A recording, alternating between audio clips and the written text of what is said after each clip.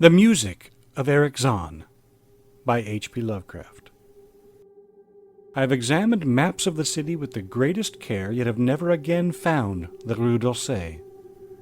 These maps have not been modern maps alone, for I know that names change. I have, on the contrary, delved deeply into all the antiquities of the place, and have personally explored every region of whatever name which could possibly answer to the street I knew as the Rue d'Orsay. But despite all I have done, it remains an humiliating fact that I cannot find the house, the street, or even the locality where during the last months of my impoverished life as a student of metaphysics at the university, I heard the music of Erich Zann. That my memory is broken I do not wonder, for my health, physical and mental, was gravely disturbed throughout the period of my residence in the Rue d'Orsay, and I recall that I took none of my few acquaintances there. But that I cannot find the place again is both singular and perplexing, for it was within a half-hour's walk of the university, and was distinguished by peculiarities which could hardly be forgotten by anyone who had been there. I have never met a person who has seen Rue d'Orsay. The Rue d'Orsay lay across a dark river, bordered by precipitous brick, blear-windowed warehouses, and spanned by a ponderous bridge of dark stone. It was always shadowy along that river, as if the smoke of neighboring factories shut out the sun perpetually. The river was also odorous with evil stenches which I have never smelled elsewhere, and which may some day help me to find it, since I should recognize them at once.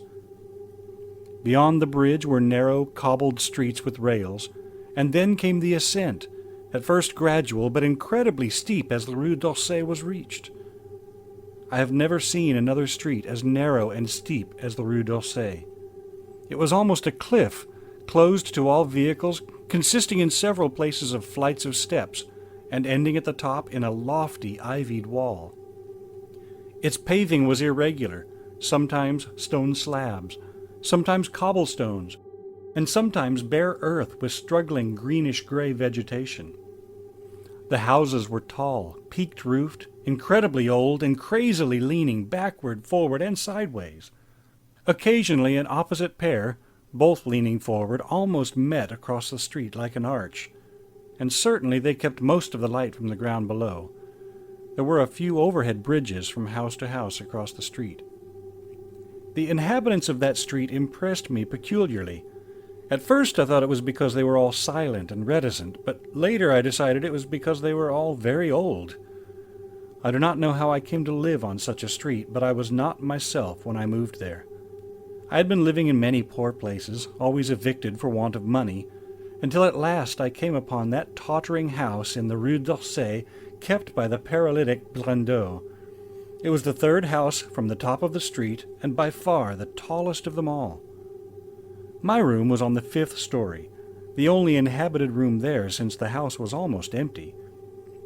On the night I arrived I heard strange music from the peaked garret overhead, and the next day asked old Blandot about it. He told me it was an old German viol player, a strange dumb man who signed his name as Erich Zann, and who played evenings in a cheap theater orchestra, adding that Zann's desire to play in the night after his return from the theater was the reason he had chosen this lofty and isolated garret room, whose single gable window was the only point on the street from which one could look over the terminating wall at the declivity and panorama beyond. Thereafter I heard Zann every night, and although he kept me awake, I was haunted by the weirdness of his music. Knowing little of the art myself, I was yet certain that none of his harmonies had any relation to music I had heard before, and concluded that he was a composer of highly original genius. The longer I listened, the more I was fascinated, until after a week I resolved to make the old man's acquaintance. One night, as he was returning from his work, I intercepted Zann in the hallway and told him that I would like to know him and be with him when he played. He was a small, lean, bent person with shabby clothes, blue eyes, grotesque satyr-like face, and nearly bald head, and at my first words seemed both angered and frightened. My obvious friendliness, however, finally melted him, and he grudgingly motioned for me to follow him up the dark, creaking, and rickety attic stairs. His room, one of only two in the steeply pitched garret, was on the west side, toward the high wall that formed the upper end of the street. Its size was very great and seemed the greater because of its extraordinary barrenness and neglect.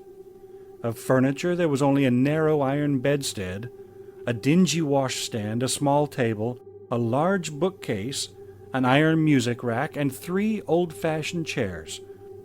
Sheets of music were piled in disorder about the floor. The walls were of bare boards and had probably never known plaster, whilst the abundance of dust and cobwebs made the place seem more deserted than inhabited. Evidently Erich Zann's world of beauty lay in some far cosmos of the imagination. Motioning me to sit down, the dumb man closed the door, turned the large wooden bolt, and lighted a candle to augment the one he had brought with him. He now removed his vial from its moth-eaten covering, and taking it, seated himself in the least uncomfortable of the chairs. He did not employ the music rack, but, offering no choice, and playing from memory, enchanted me for over an hour with strains I had never heard before, strains which must have been of his own devising. To describe their exact nature is impossible for one unversed in music. They were a kind of fugue, with recurrent passages of the most captivating quality, but to me were notable for the absence of any of the weird notes I had overheard from my room below on other occasions. Those haunting notes I had remembered, and had often hummed and whistled inaccurately to myself, so when the player at length laid down his bow, I asked him if he would render some of them. As I began my request, the wrinkled, satyr-like face lost the bored placidity it had possessed during the playing, and seemed to show the same curious mixture of anger and fright which I had noticed when first I accosted the old man. For a moment I was inclined to use persuasion, regarding rather lightly the whims of senility, and even tried to awaken my host's weirder mood by whistling a few of the strains to which I had listened the night before. But I did not pursue this course for more than a moment, for when the dumb musician recognized the whistled air, his face grew suddenly distorted with an expression wholly beyond analysis, and his long, cold, bony right hand reached out to stop my mouth and silence the crude imitation. As he did this, he further demonstrated his eccentricity by casting a startled glance toward the lone, curtained window, as if fearful of some intruder, a glance doubly absurd since the garret stood high and inaccessible above all the adjacent roofs, this window being the only point on the steep street, as the concierge had told me, from which one could see over the wall at the summit.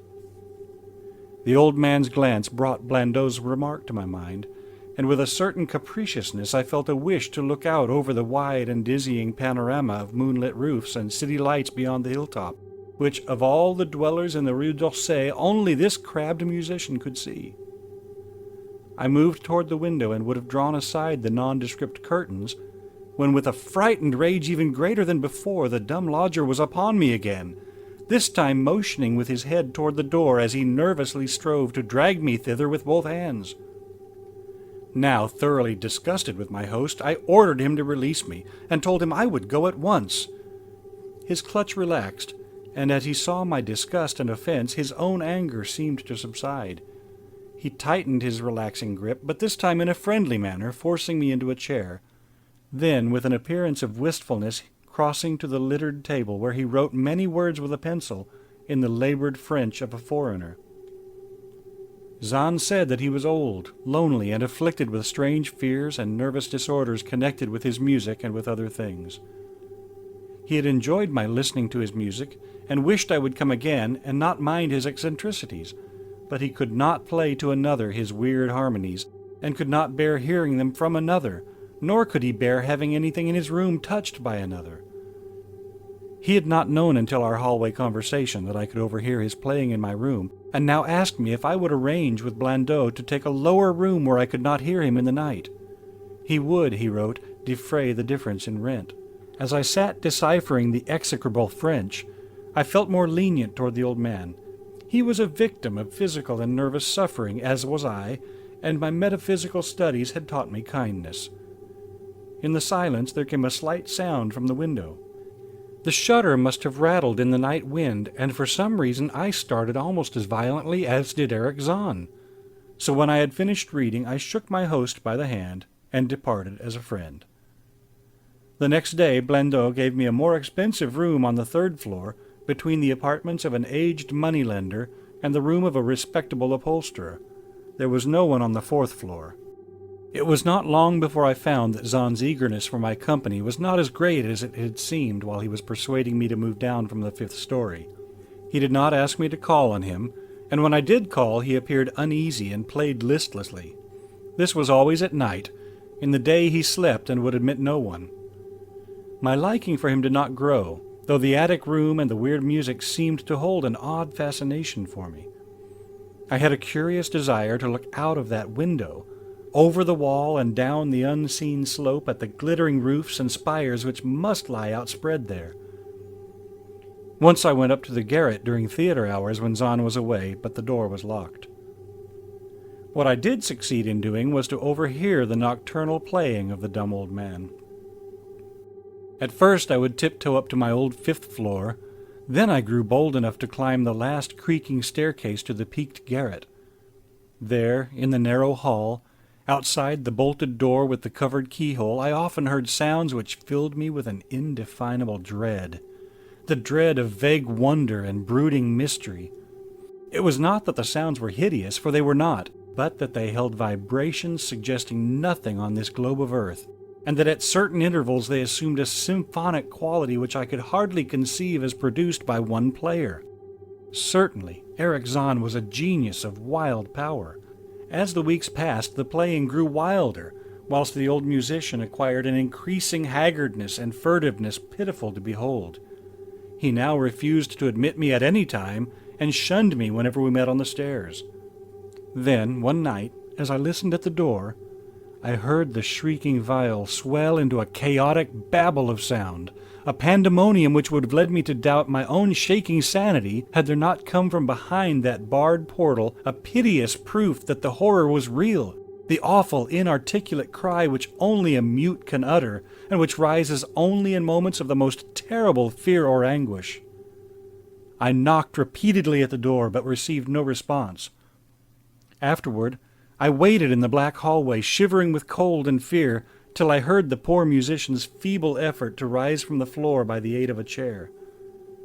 Believing him just conscious after a fainting fit, I renewed my rapping, at the same time calling out my name reassuringly. I heard Zann stumble to the window and close both shutter and sash, then stumble to the door which he falteringly unfastened to admit me. This time, his delight at having me present was real, for his distorted face gleamed with relief while he clutched at my coat as a child clutches at its mother's skirts. Shaking pathetically, the old man forced me into a chair whilst he sank into another, beside which his viol and bow lay carelessly on the floor. He sat for some time inactive, nodding oddly, but having a paradoxical suggestion of intense and frightened listening.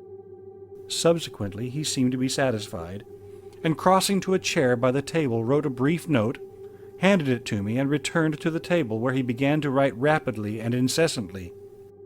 The note implored me, in the name of mercy and for the sake of my own curiosity, to wait where I was while he prepared a full account in German of all the marvels and terrors which beset him. I waited, and the dumb man's pencil flew. It was perhaps an hour later, while I still waited, and while the old musician's feverishly written sheets still continued to pile up, that I saw Zann start as from the hint of a horrible shock. Unmistakably, he was looking at the curtained window and listening shudderingly. Then I half fancied I heard a sound myself, though it was not a horrible sound, but rather an exquisitely low and infinitely distant musical note, suggesting a player in one of the neighboring houses, or in some abode beyond the lofty wall over which I had never been able to look. Upon Zann the effect was terrible, for dropping his pencil, suddenly he rose, seized his viol, and commenced to rend the night with the wildest playing I had ever heard from his bow, save when listening at the barred door. It would be useless to describe the playing of Erich Zann on that dreadful night. It was more horrible than anything I had ever overheard, because I could now see the expression of his face, and I could realize that this time the motive was stark fear.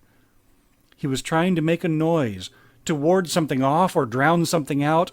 What I could not imagine, awesome though I felt it must be. The playing grew fantastic, Danish, and hysterical, yet kept to the last the qualities of supreme genius which I knew this strange old man possessed. I recognized the air, It was a wild Hungarian dance popular in the theaters, and I reflected for a moment that this was the first time I had ever heard Zann play the work of another composer. Louder and louder, wilder and wilder mounted the shrieking and whining of that desperate viol. The player was dripping with an uncanny perspiration and twisted like a monkey, always looking frantically at the curtained window. In his frenzied strains, I could almost see shadowy satyrs and bacchanals dancing and whirling insanely through seething abysses of clouds and smoke and lightning. And then I thought I heard a shriller, steadier note that was not from the viol.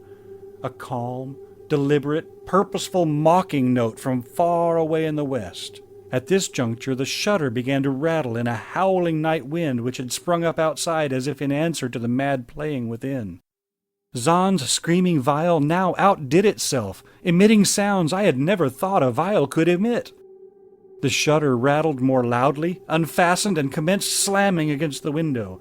Then the glass broke shiveringly under the persistent impacts, and the chill wind rushed in, making the candles sputter and rustling the sheets of paper on the table where Zann had begun to write out his horrible secret.